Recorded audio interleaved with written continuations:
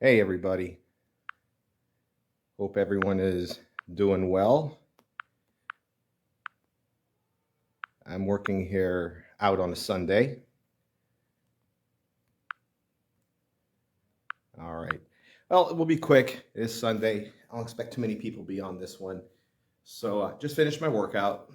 I'm going to head back home in a minute, but I get all kinds of message requests. This one in particular was on Instagram. And it's someone who, hey Raphael, has been following me and has been wanting to train with me, but there's some red flags that go off, to be honest. And so he keeps asking about how long does it take to get to a black belt, and I tell people I really don't know because it's hard to tell. I could give you a time frame, but then I know in people's head they expect that to be the time frame, and I always tell people to focus on the next belt. Don't focus on making the black belt an end. If it's a goal, that's great. You want to be a black belt, that's great. But if you're asking for a time frame, that's the wrong mindset. That was the last time I talked to him. And then this time comes around and, he says he doesn't want to start all over as a white belt. And I said, well, I have people who have trained for 15 years in Kung Fu, for example, and they came and started as a no belt and had to earn their white belt with me. And now they're one of my top blue belts after about a year and a half or so of training. So, it's humility that you have to have when you come into a new studio, new program. And I see he studied Taekwondo, and that in the picture he's a yellow belt, and that was like from a while ago. And so I told him, you've only trained 3 months in a style. That's not really a lot of time. 3 months, maybe in karate styles, it's the first belt. In other systems, Brazilian Jiu-Jitsu, for example, you don't really test for a belt in less than a year to a year and a half. It's like your first belt test. So it's really irrelevant, the 3 months or whatever. Even if you have 10 years somewhere, it's really irrelevant. It's about who you're with now. And I asked him, I said, well, what are your goals? And what is it you want to accomplish? And I see he's on a weight loss journey. I commend him for that. I want him to continue his weight loss journey. We all do that. And he says he wants a black belt and he wants to teach kids. And to me, I've heard this before, and it's kind of a red flag because I think there's some misconceptions about teaching versus being a black belt. They're two different things. Yes, a black belt is an expertise, as well as a teacher. A teacher has to demonstrate at a higher level than, say, that level of regular students. So, for example, if you have a black belt versus a black belt instructor, that black belt instructor has to be at a higher level of demonstration and of communication than not to put down the regular black belt, but that's just what it is. Teaching is a whole nother art form. So I explained to him, look, black belt is an expertise. Now with me, I really don't know, but if you were to use the standard belt system versus you're not a kid who we need to spend more time with, you could say in about 4 to 5 years, you could be eligible for a black belt. I don't know, but let's say that. It could take the same amount of time for me to teach you how to be a teacher. And I explained to him that I have people who are not black belts. There are blue belts and green belts, and even one was an orange belt. He's now a blue belt, and he was a kids instructor, and he was phenomenal. He was good at it. And he wasn't a black belt, but he was a very good demonstrator for the level of class he taught, which was mostly beginner kids. So, and in the adults class where he trains, he's a very good practitioner. Puts on a great show. He does very well at what he does. He's not a black belt. On the other coin, I do have a second degree black belt who teaches. And again, he teaches and demonstrates at a higher level, especially his sparring.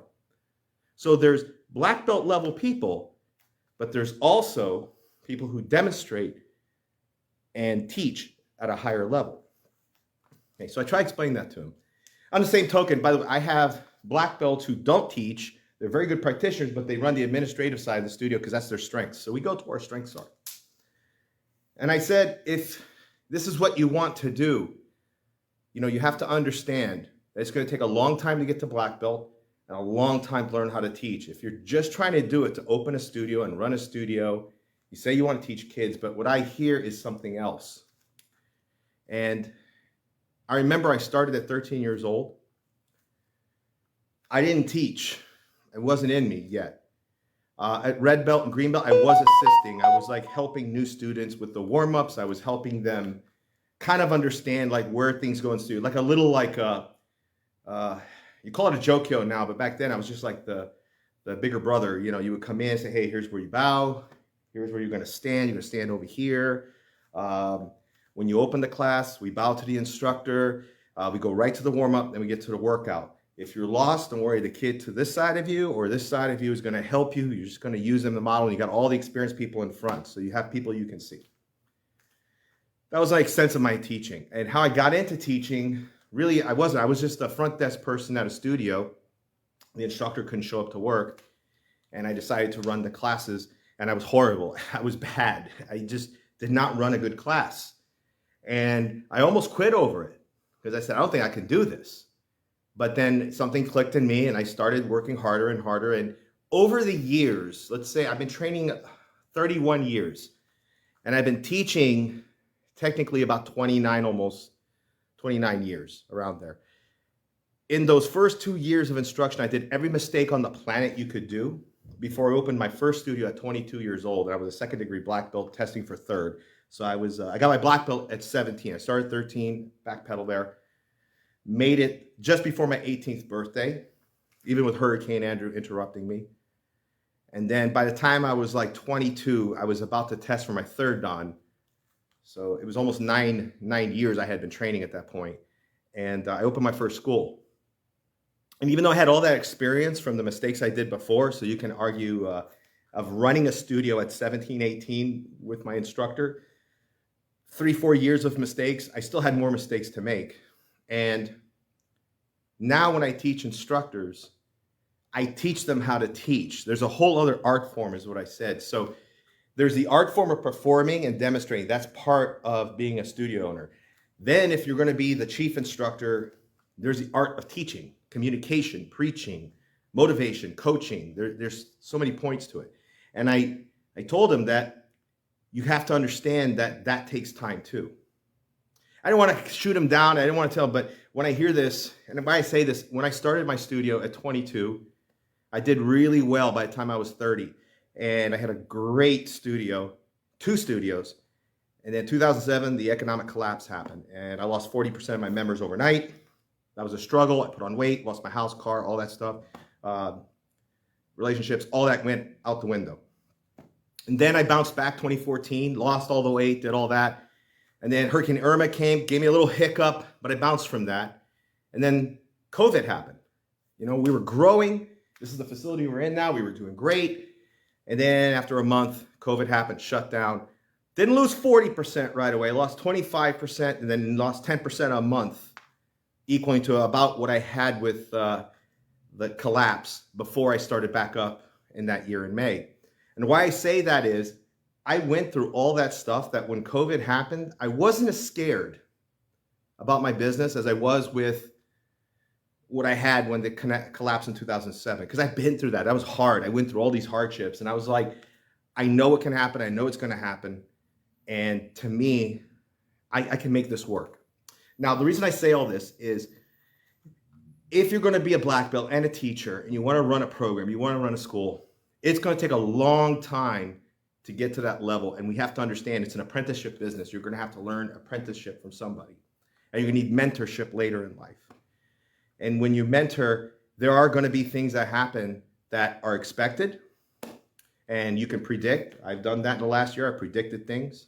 And there are things that are not predictable. Who could predict like a pandemic coming in and shutting every business down in the country? Almost, anyway. No one could predict that. So you have to be ready for that. And for me, I knew I would bounce because I said, people count on me. They need this program. I went on Zoom. I did whatever. If you're doing it, and when I hear people say, I want to teach, I want to open a school, I want to be a black belt, I want to do it as fast as I can. When they say they want a time limit, I hear, I want to make money. It looks like a good gig. You know, I know people see our stories and they see, we post a lot on social media because that's for the benefit of the community. I want them to see us. And we got some new community things coming out. But I don't do it because it's just money. It is my career. It is how I make a living. It's how these people make a living. But if your goal is to make money right away, it's never going to happen. You know, if you go in there and say, I got a mission statement, I got a plan, this is how I'm going to teach, I'm going to pivot if this happens, and you just get in there and you do your best, you train your hardest, and you teach your best, the money will come and it will grow into something that people will respect. But if your goal is to have the status of a black belt instructor, which is what I think a lot of these people do, they have a status. Thank you, Angel. Thank you, Raphael. My old manager, dead silence. He knows what I'm talking about. People sometimes want the status of being a teacher and being a mentor, and that is dangerous. That's how people get manipulated. That's how people, you let their hopes down. You should go in there with, I'm going to do my best. I have an idea. And then something goes wrong, I'm going to pivot. I'm going to change this. That never happens again. I've had classes where they went so horrible, I sat with staff, never happened again. Here's how we fix it. And the next day it never happens again. Okay, that's how you have to think. The money will come. The status of your good work will be tied to that eventually. But if that's your only goal, then it's going to be a failure. And you're going to always be clamoring the next school, the next instructor, trying to get something that you want. That's not going to be feasible. Right? So that's it. Train hard. See you guys later. Keep it kicking.